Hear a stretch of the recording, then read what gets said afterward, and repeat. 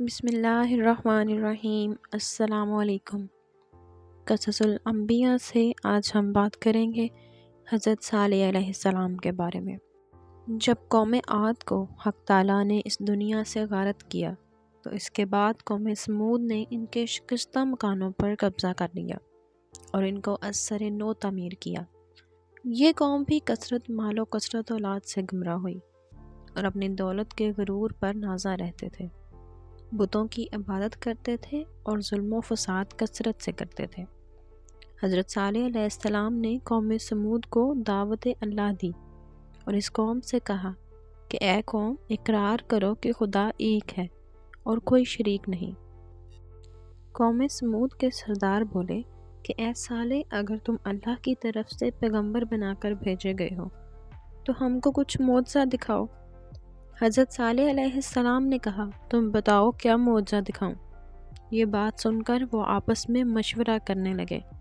پھر کچھ دیر بعد حضرت صالح علیہ السلام سے کہنے لگے، تم یہ معجزہ دکھاؤ کہ ایک اونٹنی اس پتھر سے نکلے اور وہ اسی وقت بچہ جنے اور دودھ بھی دے، تب ہم جانیں گے کہ تم رسول خدا برحق ہو۔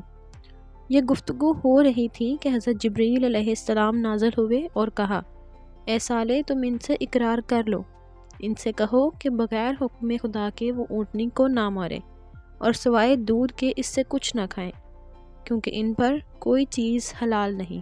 پھر حضرت صالح علیہ السلام نے ان سب سے اقرار لیا اور اس اقرار کے بعد حق تعالیٰ کا حکم ہوا، اے صالح، تم دعا کرو اور میری قدرت کے نظارے دیکھو۔ میں نے تجھ سے 4000 سال پہلے ایک اونٹنی اس پتھر کے اندر پیدا کر رکھی ہے تاکہ تمہارا معجزہ ظاہر ہو۔ پھر حضرت صالح علیہ السلام نے خدا کی درگاہ میں دعا کی اور تمام مومنوں نے آمین کہی۔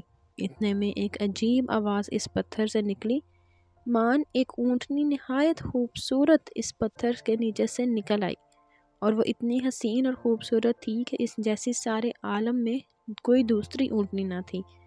اور بعد ایک ساتھ کے اس نے ایک بچہ دیا اور اس کے پاس تازہ گھاس بھی نظر آئی جو اونٹنی نے کھائی، اور خدا کے حکم سے فوراً ایک چشمہ اور ایک چراگاہ پیدا ہو گئی اور اونٹنی اس میں چرنے لگی۔ اور اس قوم میں 7 قبیلے تھے، 7 قبیلے اس چشمہ سے پانی پیتے تھے اور پانی کچھ کم نہ ہوتا تھا۔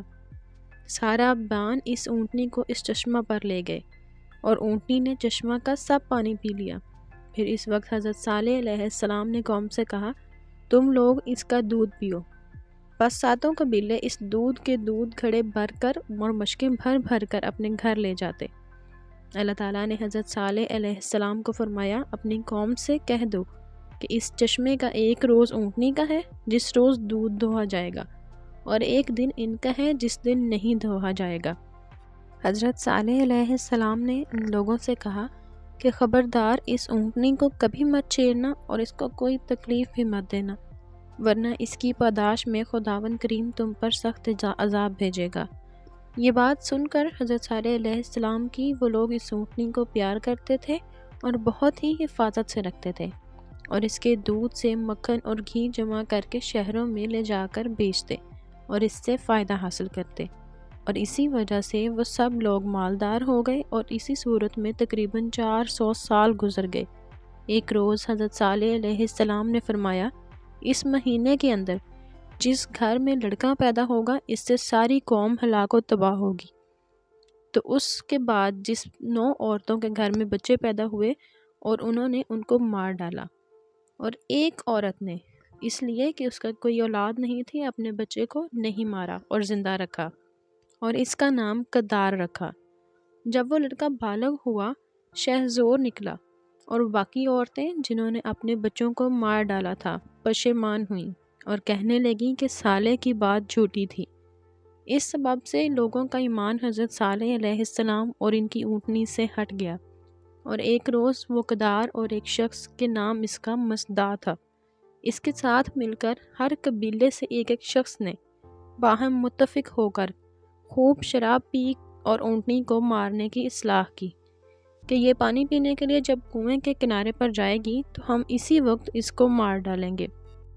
دوسرے دن جب وہ اونٹنی پانی پینے کے لیے گئی اور سر جھکایا تو قدار بن سالف مردود نے آ کر اس کی گردن پر تیر مار کر زخمی کر دیا، اور اونٹنی نے اس پر حملہ کیا تو سب بھاگ گئے، اور مصداع بن دہر ملعون نے پیچھے سے آ کر اس کے پاؤں میں تلوار مار دی، جس سے اونٹنی زمین پر گر پڑی، اور اس کے بعد سب نے مل کر اس کو جان سے مار ڈالا، اور وہ اونٹنی کا بچہ اپنی ماں کا یہ حال دیکھ کر بھاگا۔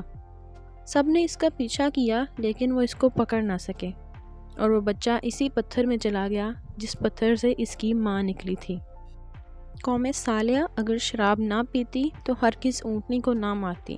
یہ گناہ کبیرہ صرف شراب پینے کی وجہ سے ہوا، اسی لیے کہا گیا ہے کہ شراب تمام برائیوں کی ماں ہے۔ اس واقعہ کے 3 دن کے بعد ان لوگوں پر دردناک عذاب آیا۔ حضرت صالح علیہ السلام کو خبر دی گئی کہ 3 دن کے بعد ان لوگوں پر عذاب آئے گا اور یہ وعدہ جھوٹا نہ ہوگا۔ حضرت صالح علیہ السلام نے کافروں سے کہا کہ تمہاری حیات صرف 3 دن ہے، اس سے زیادہ نہیں۔ وہ حیران ہو کر بولے، اس کی کیا علامت ہے؟ حضرت صالح علیہ السلام نے کہا، پہلے روز رنگ روپ تمہارا سرخ ہو جائے گا، دوسرے روز زرد ہو جائے گا، اور تیسرے روز سیاہ ہو جائے گا۔ جب 3 دن کے بعد یہ علامات ظاہر ہوئیں تو جن لوگوں نے اونٹنی کو مارا تھا وہ سب کے سب حضرت صالح علیہ السلام کے گھر آئے تاکہ حضرت صالح علیہ السلام کو بھی مار ڈالیں۔ تب اس وقت ان پر غضب الہی نازل ہوا، اور جبریل علیہ السلام نے آ کر ان کے گھروں کی تمام دیواریں ہلا دیں، اور وہ تمام کافر اپنے اپنے مکانوں سے نکل کر بھاگ گئے۔ اسی وقت حضرت جبریل علیہ السلام نے ایک ایسی چیخ ماری کہ ایک ہی آواز سے سب کے سب خاک میں مل گئے۔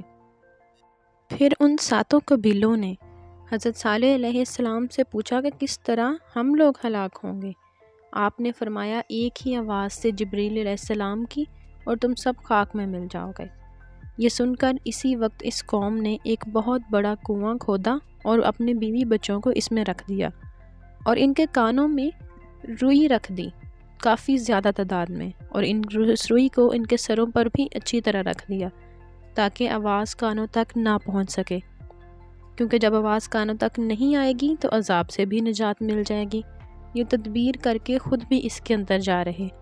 اس کے بعد فرشتوں نے وہاں جا کر ایک ہی آواز سے 7 قبیلوں کو فی النار و سقر کیا۔ بعد حضرت صالح علیہ السلام ملک شام چلے گئے، جس کو آج کل شہرستان اوج کہتے ہیں۔ وہاں جا کر سکونت اختیار کی،